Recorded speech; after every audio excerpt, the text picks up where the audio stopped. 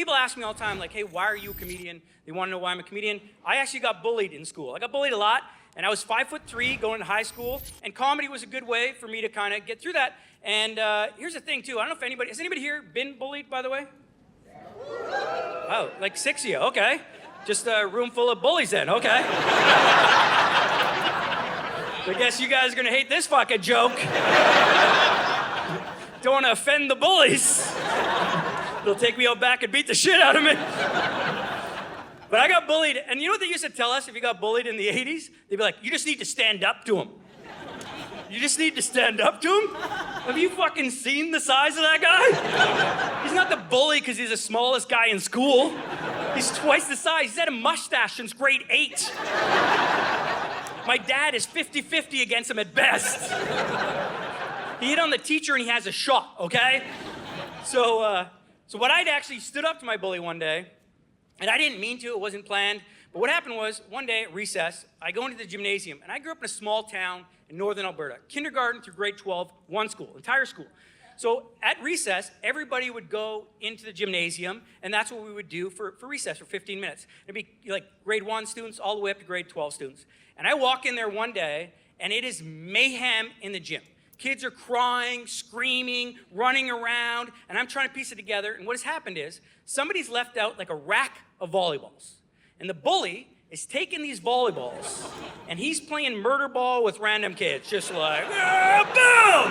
Then laughing like, ah, boom! Kids are crying, glasses are broken, and no teachers anywhere. There's no teachers. They're just outside smoking, I guess. They're like, we left out volleyballs. What's the worst that could happen, right? So kids are getting beaned, and I walk in, and all of a sudden, this volleyball comes right for my head. And I just, out of nowhere, I just caught it. It's like, whoop. And I see you through it without thinking. I just, boom, everything right back at him. And it goes right for him. And even as it's going for him, I was like, uh-oh, this is not fucking good, man. Duck, get down, buddy, get down! Right? And he does it, goes right, boom, smacks him in the face. And he goes flying back, lands on his ass. The whole gym goes quiet. And everybody's like, oh my God, is this the moment our lives are about to change?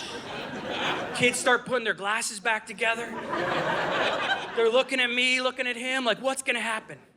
And I know what you guys are thinking. You're like, this is the moment where you stood up to the bully, and the bully realized he could be bullied too. And then he never bullied anyone again.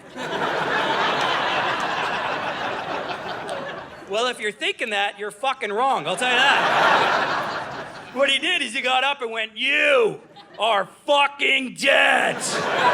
And he ran straight at me. But you're like, yeah, Dan, but that's the moment when you reach back, you uppercut him, and you drop the bully.